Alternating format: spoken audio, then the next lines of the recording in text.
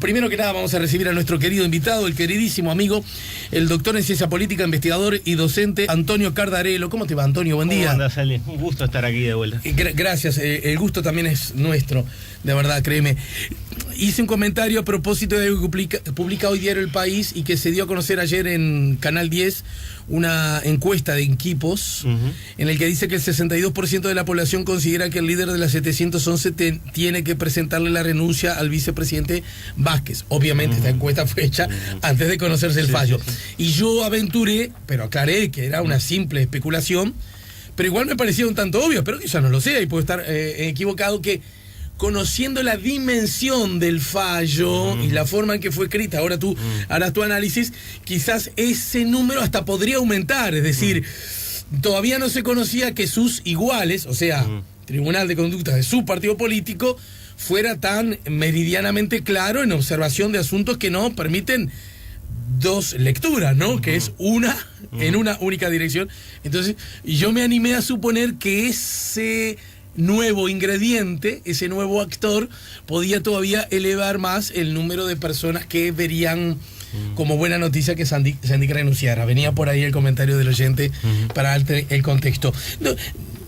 ¿Dónde nos paramos? ¿Cómo vemos todos estos asuntos? ¿Cómo deberíamos hacerlo desde una perspectiva ciudadana, democrática, republicana, más allá de simpatías o antipatías, ¿no?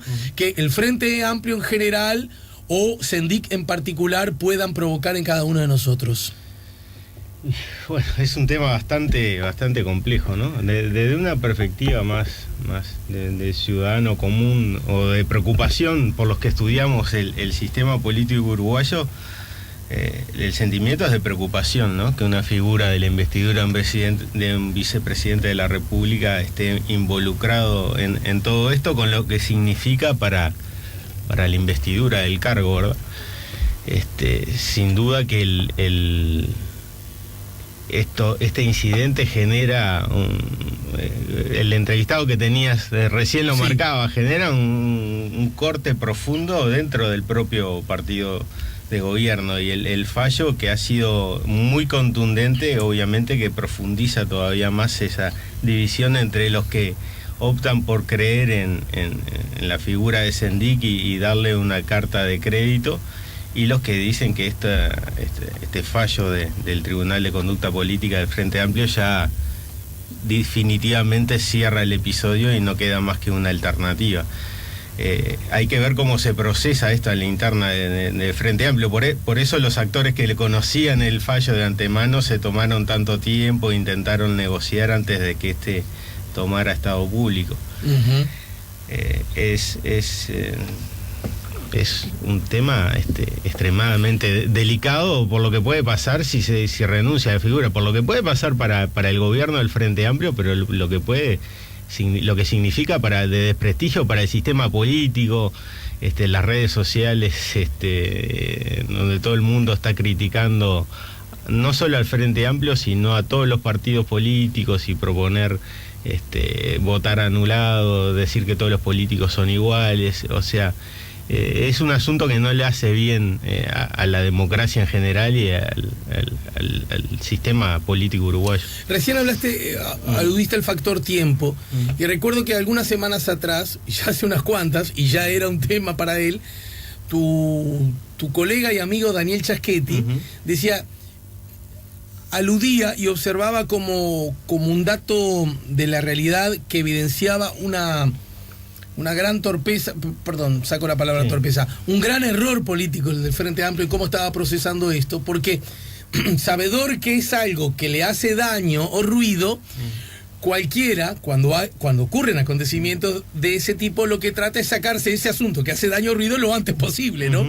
Y el Frente Amplio, esta vez fue solo el Frente Amplio, por sí, antes sí, que lo alargó casi como un chicle al extremo. Bueno, de hecho todavía sigue, ¿no? El plenario ocurrirá el sábado, andás a ver si hay quórum, en fin, todos esos asuntos.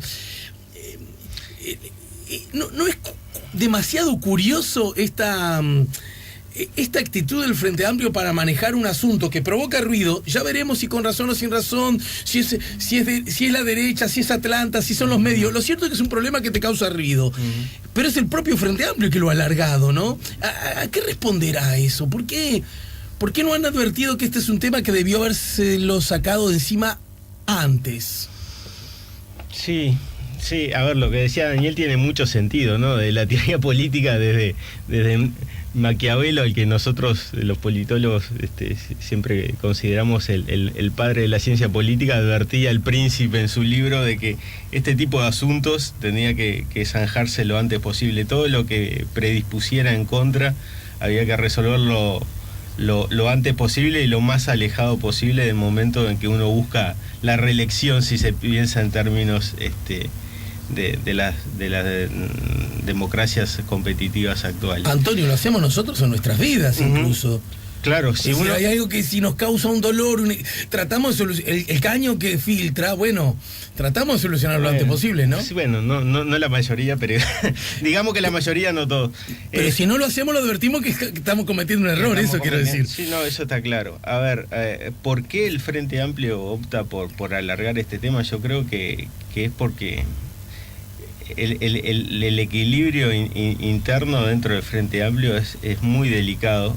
Un partido que aparte el año pasado se quedó sin la mayoría parlamentaria, donde la bancada de la 609, sector que sigue apoyando a Sendik y que fue en gran parte impulsor de la candidatura de Sendik a la vicepresidencia, e incluso se especula si gran parte de la votación que tuvo la 711 en la interna del 2014, que fue uno de los lugares de donde se impulsó esta candidatura que acompañara a Vázquez en la fórmula presidencial, jugó un papel muy importante. Es prácticamente la mitad de la bancada del partido de gobierno. Entonces, enfrentarse, tomar una decisión para el resto de los sectores del Frente Amplio tampoco resulta tan claro, que puedan hacerlo, que la estructura política, sumado a eso tenés un presidente que tiene la legitimidad de haber sido electo directamente, pero tampoco hace tanto que está en el cargo y no sé si tiene el respaldo desde atrás para el presidente del Frente Amplio para tomar un tipo de resoluciones. Obviamente ha tenido también una crítica bastante fuerte hacia el rol que está jugando el vicepresidente en todo este proceso, porque no solo se ha afectado en la opinión pública, sino también en el funcionamiento institucional por el rol que juega la figura del vicepresidente en esa articulación entre el partido y el gobierno, por un lado, y entre el poder legislativo y el poder ejecutivo, entre otros. O sea, generalmente le damos poca importancia o hay poca visibilidad sobre la importancia que tiene la figura del vicepresidente, cuando en realidad juega un rol muy destacado y muy importante. O sea, cuando se ponen a veces en alguna fórmula de un partido, bueno, lo importante es el presidente y el vicepresidente es una figura de relleno. Bueno, en realidad el vicepresidente en realidad tendría que ser un político mucho más experimentado y con un perfil mucho más negociador y articulador de lo que puede ser un candidato presidencial. Entonces, si Sendik, por lo que ha declarado el propio presidente del Frente Amplio, que él ha tenido que asumir en gran parte esta tarea ante la omisión del vicepresidente de la República de negociar con los principales líderes de la oposición, lo pone en una posición también complicada para exigir la renuncia de Sendik. Ahora, en ese contexto hay algo que dijiste al pasar sobre lo cual me gustaría volver, y tiene que ver con el apoyo que se puede decir que en líneas generales recibe Raúl Sendik de la bancada 609. Y aún admitiendo que Sendik lució durante mucho tiempo algo así como el pollo del Pepe, ¿no? Y que tenía Mujica me acuerdo, aquel almuerzo en la Pasiva, ¿te acuerdas tú? Apenas instalado Mujica como presidente de la República, un almuerzo que tuvo en la Pasiva y en el que de alguna manera se promovía que Sendik podía ser ya no candidato a la vicepresidencia. ¿No? Todos nos acordamos de eso. Un posible candidato a la presidencia. Y recuerdo a Tabaré Vázquez saliendo, creo que del espectador, suscribiendo que podía ser también. Sí, ¿por qué no? Raúl Sendic habló también de otros nombres, ¿no? Quiero decir, aún en ese contexto, y aún advirtiendo que sea alguien de su palo histórico, emocional, ideológico, ponele, demos todo eso por bueno, y que el triunfo electoral haya estado de alguna manera como parte de una especie de estrategia, todo lo que quieras. También es claro que hace rato que Raúl Sendic pasó a ser una figura no particularmente apreciada por la ciudadanía en general, y entonces cuesta entender por qué aún así el apego, ¿no? Porque ¿hay alguna razón de carácter político que un análisis más o menos objetivo nos lo pueda explicar? Sinceramente no se me ocurre que haya ninguna razón política. Me parece que el respaldo que tiene, sobre todo en el caso de Mujica respecto a Sendic, tiene que ver más de lo afectivo, desde los lazos históricos sí, con su padre, y bueno, sentirse un poco como un segundo padre de Sendic, más que desde el punto de vista político. Si bien Mujica ha hablado también de la necesidad de renovación generacional en algunos momentos, ¿no? En otro dice que si tuviera 15 años menos no lo paraba nadie, pero en algunos momentos habla de la necesidad de recambio generacional. Y si bien yo creo que en algún momento pensó en Sendic para ocupar ese rol, como vos decías, después obviamente se plegaron una vez que Vázquez decidió que iba a ser candidato, resultaba imposible que alguien pudiera competir con la figura del ex y ahora actual mandatario, pero le dieron el apoyo suficiente como para que lo acompañara en la fórmula presidencial, y recordemos que ha sido el sector que lo ha apoyado más firmemente desde que empezó la caída de la figura de Sendic, ¿no? A raíz del famoso asunto del título. O sea, en este proceso de desgaste que ya lleva un año largo, donde se han ido sumando a lo del título, se sumó lo de la gestión de ANCAP, y bueno, últimamente el asunto de las tarjetas corporativas. ¿Tenés alguna pista de lo que pueda pasar el sábado en el plenario? Bueno, me lo contestás luego de la pausa, dale. ¿Te parece? Y a propósito, ¿tú crees que el que podríamos llamar a grosso modo caso Sendic, que tiene varios capítulos, que los acabas de enumerar recién, puede contribuir a una posible futura derrota electoral del partido de gobierno? ¿O con eso no alcanza? ¿Sigue siendo el Frente Amplio, de acuerdo a las últimas encuestas, el partido favorito para la ciudadanía? Estamos poniendo la mañana en camino con el investigador, docente y escritor Antonio Cardarello. Me gustaría algunos minutos dedicarle también a tu último trabajo, hecho coordinado por vos y por Martín Freijedo, a propósito de los desafíos de un cambio, elecciones departamentales y municipales 2015. Estamos en el 98.7. Ya volvemos con la mañana en camino.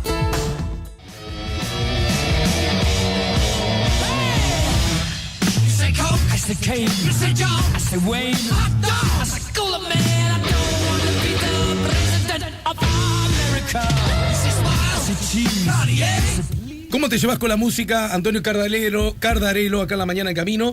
El doctor en ciencia política, investigador y docente. ¿Cómo te llevas con la música de Freddie Mercury? Me encanta. Queen debe estar entre mis 5 bandas favoritas. Está en el top 5. Seguramente. Así que bueno, te recibimos bien hoy, ¿no? No sé. Mejor casi imposible. Casi. Y de Uruguay, un destacado uruguayo, un destacado compatriota, banda o que vos digas. En mi cumpleaños regalamos un disco de tal que siempre vas a quedar bien. Bueno. Darno Jans, el Darno. Mateo. El otro día vi Masterclass, una niña hizo una versión muy linda del instrumento, cosa que no es nada fácil. Porque hacerse claro está. Porque cantar como cantaba el Darno, la musicalidad que le daba, no es fácil. Ya que no me es lo fácil. decís, mira, aprovecho porque el instrumento es un texto de Washington Bocha Benavides, ¿verdad? Y hay una versión hasta de los buitres. Sí, claro, y aprovecho para primero decir que el Bocha Benavides estuvo muy mal de salud, pero se ha recuperado. Su propio hijo lo dijo a través de las redes, así que estoy en condiciones de hacerlo público. Y quiero decirles que Ediciones de la Cátedra WB, de la Cátedra Washington Benavides, acaba de publicar 2 libros que nos acaban de enviar: Colirio para Águilas, un libro de ensayos y errores de Clay Espinosa, y Epifanía y otras posibilidades de Santiago Cortés. Los acabo de recibir, están incluso el sobre ahí, como vos ves. Así que bueno, gracias, pero como justo hicimos la conexión, me pareció bueno dar cuenta de ello. Y también quiero dar cuenta de que acabo de recibir, esto no siempre ocurre, que el propio autor te traiga tu libro, su libro, Los Desafíos de un Cambio. Lo hizo una vez García Márquez, pero justo no tenía mucho tiempo y bueno, después murió, pero no creo que haya sido por eso.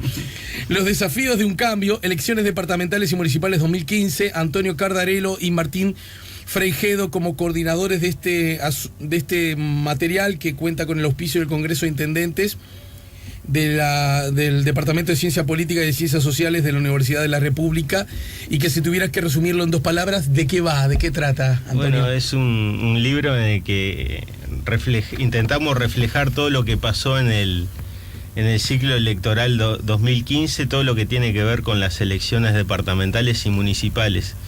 En este libro tiene como gran fortaleza que hay un análisis sobre cada uno de los departamentos del país, y tanto en lo que tiene que ver, hay un análisis de un autor que en la mayoría de los casos es un politólogo o estudiante avanzado de ciencia política, que aparte es local, o sea que es originario de ese departamento. Entendamos eso por la cercanía, por el conocimiento, por el interés.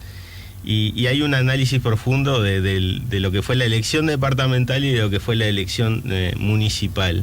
O sea que todo el libro tiene una estructura similar en cada uno de los capítulos, lo que permite hacer una rápida y fácil comparación de lo que fue el ciclo electoral 2015 en todo el país. ¿Es un libro que está en el circuito comercial, que se puede adquirir en librerías o no? No, en realidad es un libro más de divulgación, pero tanto en la facultad como en el Congreso de Intendentes está disponible. Hay ejemplares en papel, pero también está su versión en PDF, que la pueden bajar del Departamento de Ciencia Política, del Congreso de Intendentes, de la página de Uruguay Integra, de la Oficina de Planeamiento y Presupuesto, o sea que ha sido replicado en varios lados y que fácilmente se puede acceder a la versión en PDF. Si quieren una versión de papel, no tienen más que acercarse por la facultad o por el Congreso de Intendentes. Bien, buenísimo. Entonces, y buenísimo el desafío los desafíos de un cambio, porque soy de los que creen que Uruguay está con relación a esto, los gobiernos departamentales, los gobiernos municipales, es decir, gobiernos más de cercanía, que Uruguay ha sufrido profundísimos cambios en el último lapso. Y me parece que estamos tan arriba de la ola que no los estamos advirtiendo, ¿no? Y de verdad siento, así, legítimamente siento que en mi caso la corro como bastante de atrás en la comprensión y en la utilización incluso del alcance de estos nuevos... Claro, justamente el desafío va por ahí. Claro, ¿Qué significa esto ahora que tenemos ya tuvimos una primera experiencia entre el 2010 y el 2015? ¿Qué ha significado? ¿Qué mejora supone? O sea, por supuesto que hay voces alentadoras al proceso de descentralización y hay voces críticas, ¿no? Obviamente que hay algunos que dicen, bueno, pero el municipio no resuelve, no tiene capacidad, no maneja presupuesto de resolver tales y iguales problemas, pero en todos los países donde se ha avanzado en la descentralización, esto supone un proceso, no es de una elección para otra ni de un periodo de gobierno, sino que supone cambios de a poco, ¿no? A medida que se va. Pero el tener la autonomía política, la legitimidad política que supone que los gobiernos sean electos directamente por la ciudadanía y no designados como eran las juntas locales por los intendentes, supone un avance muy grande y que ya no hay marcha atrás. Y volviendo al asunto que nos había dejado antes de la pausa, hechos como, iba a decir incidentes, hechos como este, el que tiene a Sendik como algo así como el corazón del análisis, ¿no? Ya sea por su caso de ANCAP, ya sea por lo del título, ya sea por la tarjeta corporativa, y ya sea lo que en medio une cada cosa, que son mensajes muchas veces poco claros, claramente contradictorios en otros casos, y además todo lo que obliga a posicionarse en un lugar o en otro al resto del universo frente amplista, desde el dirigente, desde el gobernante, hasta el simple militante o simpatizante, ¿no? Hace un ruido de tal dimensión que puede poner en riesgo, desde la perspectiva electoral, al futuro del Frente Amplio. Sí, a ver, el Frente Amplio en cuanto a intención de voto viene marcando niveles que no tenía desde hace más de 20 años, como lo reflejan todas las encuestas. O sea, está en su peor momento desde hace 20 años. Lo de Sendik viene a sumar un poco más a todo ese engranaje. Yo no estoy tan seguro de cuánto puede incidir negativamente, cuánta gente decide su voto en términos de lo que se denomina el caso Sendik. Por supuesto que relacionado con lo que vos me preguntabas al principio, cuanto más se estire este asunto, más cerca se esté del próximo ciclo electoral, más va a repercutir en forma negativa. Y ahí hay como dicen los abogados, como les gusta decir, hay como dos bibliotecas. Para uno dicen, bueno, no podemos pedirle a Sendik que renuncie, o sería muy malo que Sendik renunciara porque sería una muy mala señal política, sería ponerlos en un sitio de debilidad y ponerlo a la defensiva en una campaña electoral. No hay nada peor en una campaña electoral que estar siempre a la defensiva, siempre respondiendo a los ataques de los demás. Del otro lado se dice, bueno, en realidad hay que cortar esto de raíz, hay que eliminarlo y dejar que esto sea un tema, y si nos recriminan, wow, ustedes tuvieron que echar un vicepresidente, bueno, pero lo hicimos, y eso le daría de nuevo fuerza moral, o volvería a las raíces de lo que fue el Frente Amplio, que es la postura que estaba señalando Esteban Valenti en la entrevista que vos le hacías.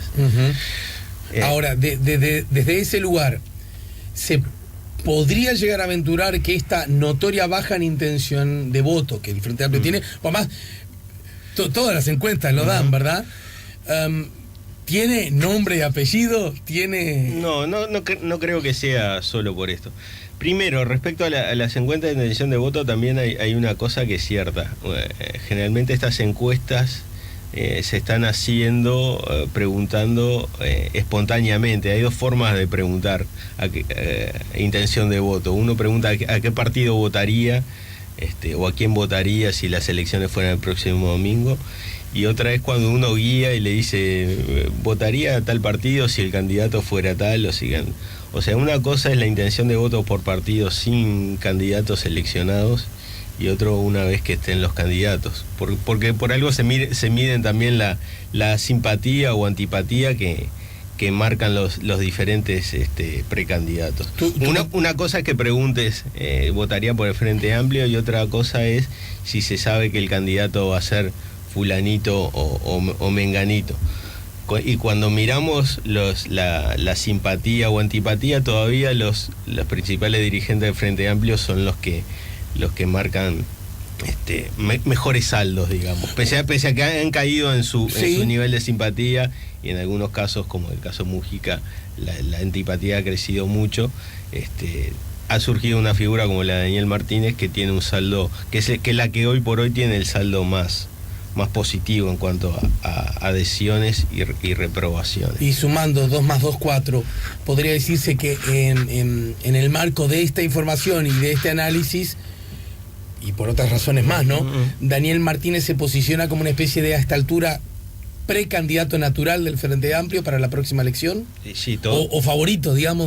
Todo indica eso, ¿no? El gran desafiante que tenía al principio de este periodo de gobierno era justamente Raúl Sendik, por lo que había significado haber ganado la elección interna, estar en la fórmula presidencial triunfadora que logró un éxito resonante, ¿no? Cuando nadie se esperaba que el Frente Amplio ganara con mayoría absoluta, lo logró, estar muy cerca de la figura de Vázquez. Todo eso genera, bueno, hoy por hoy todo hace pensar que Daniel Martínez es prácticamente el favorito en la interna. Pero eso por un lado, o sea, lo de relativizar, si bien es notorio que Frente Amplio ha bajado en su intención de voto, una cosa es eso, otra cuando se seleccionen los candidatos. Lo otro es cuánta gente decide su voto en atención del caso Sendik. El voto en Uruguay está muy pegado al desempeño de la economía. Ha estado históricamente. Si la economía, por más que ha bajado en los últimos tiempos, en su crecimiento ha seguido creciendo. Entonces me parece que dependiendo cómo llegue al 2019, esa es la variable que toma la mayoría de la gente para decidir su intención de voto. Los que se podrían decidir por el caso Sendik justamente son las personas más informadas, las que están más interesadas en política, y no sé si en ese sentido este caso va a llegar a ser, obviamente que todo va a depender de la resolución que se tome el sábado, si va a ser un tema central en la campaña. Obviamente que se va a cuestionar la incorruptibilidad de que hacía gala el Frente Amplio. Eso los partidos de la oposición se lo están cobrando, y en el caso de que Sendik renunciara, podrían tomarse de ese punto. Obviamente ahora también hay, ya lo vemos, también hay intereses de pegar que han surgido del propio Frente Amplio a Daniel Martínez, también a lo que ha sido el desempeño de ANCAP, del déficit de ANCAP. Sí, algunas de esas alusiones a Martínez partían del propio Frente Amplio y del propio Sendik. Claro, cuando decían, cuidado, ¿no?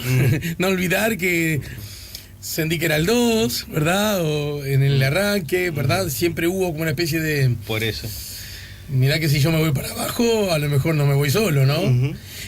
Y me gustaría ahora conversar brevemente sobre la oposición, porque si bien es cierto que la intención de voto está marcadamente más baja para con el Frente Amplio hoy, y que esta intención de voto hay que ir bastante tiempo atrás para tener índices similares. Sí, desde el año 94, 95, ¿no? Y aún admitiendo que el Frente Amplio no tenga candidato o candidatos, probablemente agudice esa baja. También es cierto... No, y que está saliendo de los liderazgos históricos y claro, naturales. Por que eso provoca... Claro, durante más de 20 años el Frente Amplio tuvo las tres figuras, los tres políticos más populares, y los que generaban menos antipatía, que eran Tabaré Vázquez, Daniel Astori y José Mujica. A propósito, estos dos últimos, ¿definitivamente crees tú fuera de la carrera presidencial? No me atrevería a decirlo, porque todos los políticos que dicen que no están interesados o que no tienen condiciones para competir o que van a renunciar, después terminan. Un poco siempre hacen esa especie de chequeos, primero para ver cómo reacciona la interna y después para ver si se juega. Obviamente que en ese caso sería una mala señal de no renovación. Y por otro lado, esas figuras, como decíamos hace un rato, ya no generan los mismos niveles de adhesión que hace 10 años atrás. Bueno, y en ese contexto entonces de casi obligada renovación y la mano en coche, bueno, esa intención de voto, y además, bueno, la primera y principal, por lo menos desde mi punto de vista, es que, hace 3 gobiernos que están los mismos, y eso desgasta el más pintado, ¿no? O no necesariamente, Antonio. No necesariamente, ese es un argumento que a veces se repite mucho, de que estar en el gobierno desgasta, o de que no es bueno para la democracia que siempre esté el mismo partido. ¿Cómo se llama el polaco que estuvo hace poco? En el gobierno, Jaworski. Sí, no se la llevas tanto a Seborski, vos esa. Bueno, no, porque la experiencia dice otra cosa, porque todos, cuando hablamos de la democracia ideal, salvo los muy liberales en materia económica, pero todos los índices de democracia, de desarrollo humano, de calidad de vida, los primeros lugares lo ocupan las socialdemocracias escandinavas casi siempre. Suecia, Noruega, Dinamarca. Ahora nosotros tenemos como ejemplo cercano a Finlandia. Somos los amiguitos de Finlandia. Y en esos países el Partido Socialdemócrata gobernó durante 35 años en forma ininterrumpida, incluso logrando siempre mayorías absolutas. Y nadie cuestionó ni la calidad de la democracia, ni que son los grandes. El Partido Socialdemócrata en esos países es el gran constructor del estado de bienestar que todo el mundo ve con envidia. Aún los críticos no pueden negar de las ventajas que supone un estado de bienestar de esa calidad.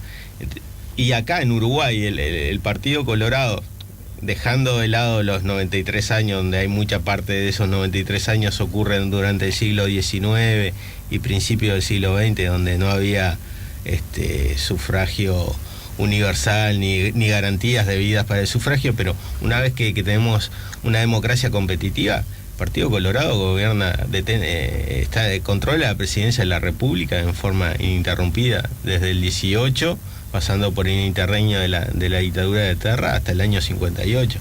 Y entre 42, la salida de Terra, y el 58, gana las 4 elecciones y en 3 con mayoría absoluta.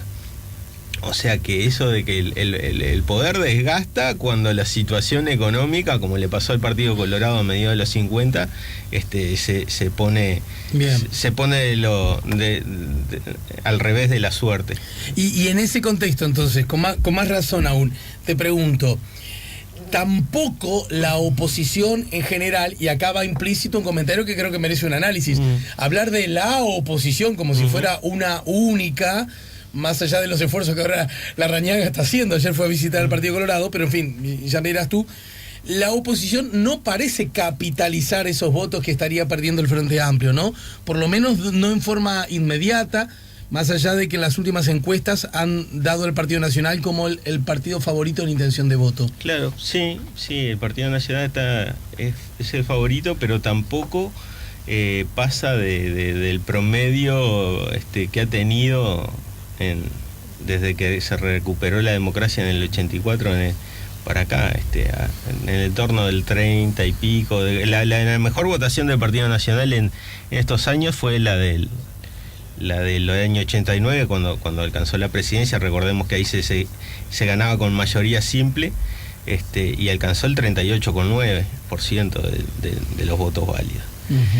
Y hoy por hoy todavía estaría por abajo de ese guarismo, e insisto coincido contigo en que no hay una sola oposición, hay diferentes visiones al interior del propio Partido Nacional, que de haber un recambio, si pierde el Frente Amplio, es el que tiene todas las chances, obviamente, de acceder a la presidencia de la República, entre lo que es el sector de Larrañaga, lo que es el sector de la calle Pou, o el de Verónica Alonso, si finalmente es precandidata, como todo parece apuntar. Pero tampoco está seguro, supongamos, el apoyo del Partido Colorado. Recordemos que Bordaberry ha dicho que no va a ser candidato. Acá sí parece que es en este caso parece que es cierto, ¿no? Es una decisión firme. Y supongamos que gana Amado, que Amado es el candidato del Partido Colorado, por las declaraciones que ha hecho, por su perfil, por su convicción ideológica, por su reivindicación del vallismo histórico, y por actitudes que han tenido últimamente. En muchas ocasiones ha tenido mucho más puntos de contacto con el Frente Amplio que con el Partido Nacional. Sí. O sea que no es tan seguro que el Partido Colorado, siendo Amado el precandidato, se pliegue instantáneamente al Partido Nacional como lo hizo Bordaberry en 2009 o 2014. También está bien, el Partido Colorado, al ser un universo por ahora muy pequeño, es difícilmente previsible, ¿no? Pero en todo caso, es verdad, Amado acá mismo, en otros lugares también, pero acá ha dicho muchas veces que él quiere de alguna manera combatir ese paradigma instalado de que si el blanco es el segundo, seguro que los colorados lo votan en una segunda vuelta, segundo me refiero, ¿no? Para que aplique para el balotaje, y lo mismo al revés, solo que en el último tramo ha sido así. Lo otro es, perdóname, también es difícil que gane la interna, ¿no? Partido Colorado. Bueno, sí, no sabemos qué va a pasar. Está extremadamente fragmentado. Bien, cuando se hace preguntas de los diferentes sectores, en alguna encuesta que he visto de formulario, es difícil. Está Tabaré Viera por un lado, está Ope Pasqué por otro, está el vallismo abierto, el vallismo, los vallistas orejanos. Lo que queda, Vamos Uruguay, quién va a encabezar Vamos Uruguay, si se presenta, si sufre alguna otra fractura, o sea que ahí el que se mueva más rápidamente y construya una política de alianzas puede llegar a sorprender. No está claro quién puede. Bueno, se habla de Talvi también, ¿no? Como una posibilidad. Sí, él lo ha descartado por ahora, la posibilidad de ser candidato, pero sería una figura importante. Sería también una renovación importante para el Partido Colorado. No sé qué cantidad de público, si podría ser una puerta de entrada, porque me parece que responde más a un sector que ya está muy instalado por el discurso, por la posición económica, el discurso que tiene. ¿Y sentís que Novik puede ser un actor de incidencia?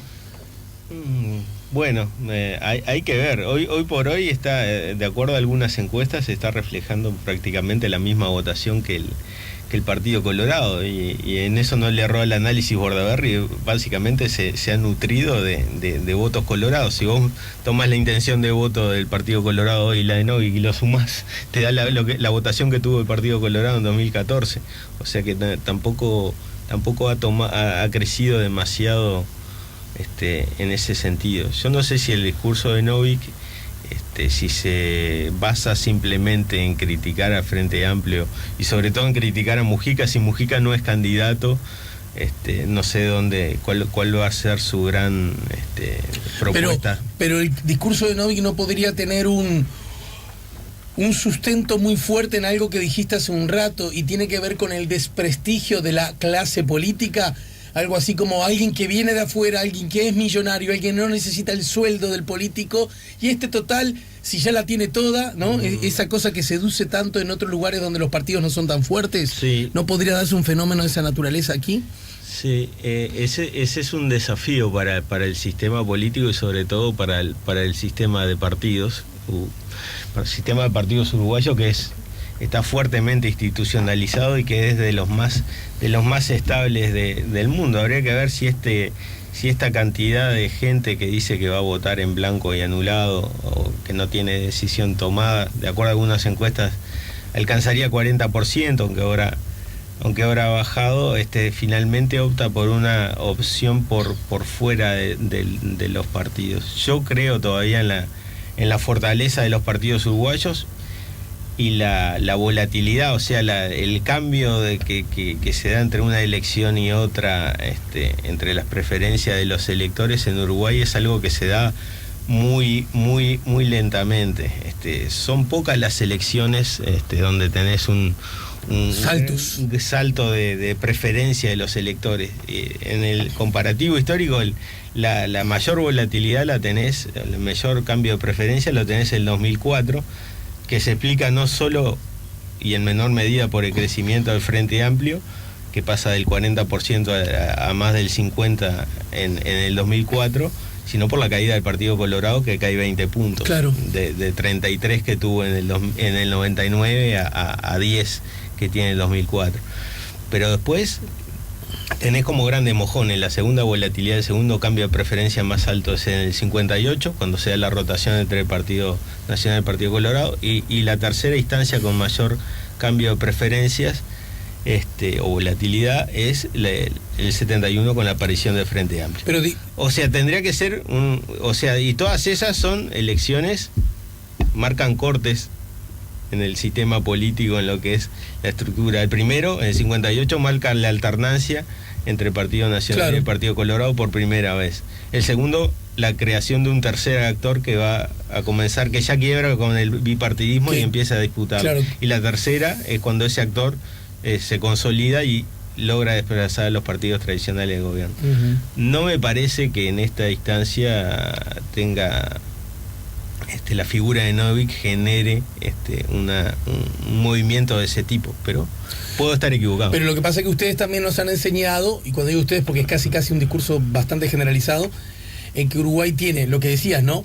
Un comportamiento electoral bastante previsible, pero a su vez muy parejo. Por lo tanto, cualquier mínimo cambio puede cambiar mucho las cosas. Justamente porque es muy parejo, ¿no? No, obviamente. Y en ese contexto, si incluso las encuestas dan que por primera vez el Frente Amplio no solo que ha perdido mucho intención de voto, sino que ya ni siquiera es primero, por ahora, ¿no? En intención de voto. Pero para que gane una elección tiene que tener el 50%. Y en una especie de realidad que se ha instalado, y es que toda la oposición votaría junto en contra del Frente Amplio, ¿no? Sí, quizás sea exagerada esa. Eso es exagerado. Ni siquiera pasó en las anteriores elecciones. Ni siquiera en el 2014 todos los electores o los votantes colorados acompañaron a votar a la calle Pou. Claramente hubo algunos que votaron por Tabaré Vázquez. El Partido Independiente prácticamente se repartieron en partes iguales. Hay que ver qué pasa con esos pequeños partidos, con estos partidos que son un poco más chicos, digamos, fuera de los tres históricos grandes, como el Partido Independiente, como el PT, porque ese es otro, como Unidad Popular, que Frente Amplio perdiera votos por izquierda. Unidad Popular. Claro, ahí estaría el caso de Unidad Popular. O sea, podría ser un escenario de una gran fragmentación del sistema de partidos con muchos. Esa es uno de los posibles. Tendremos tiempo para ver escenarios. Eso. Porque, y ahora sí, en un sí o un no. ¿Las elecciones están cerca o lejos? Porque no me doy cuenta.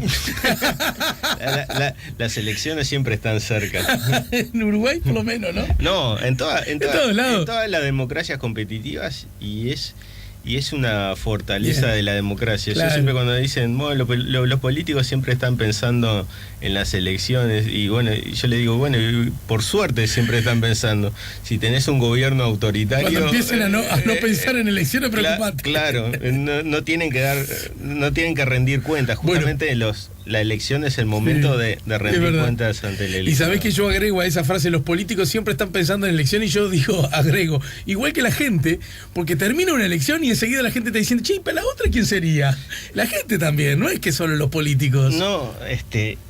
No, y aparte hay otra cosa, desde la teoría política, hay un científico político escandinavo, Karl Strom, dice, bueno, las coaliciones, los gobiernos y los partidos políticos también pueden estar orientados a las políticas, a hacer políticas, a los cargos o a los votos. Entonces, si vos preguntás a qué deberían estar orientados, seguramente la mayoría de los oyentes acá, toda la gente te diría, no, los políticos tendrían que estar preocupados por el funcionamiento del gobierno, por hacer políticas. Pero ¿desde dónde hacen esas políticas? Desde los cargos. ¿Y cómo se llega a los cargos? Por los votos. Bueno. Es verdad, pero lo que pasa es que hay mucho estigma y mucha mala palabra, entre comillas, ¿no?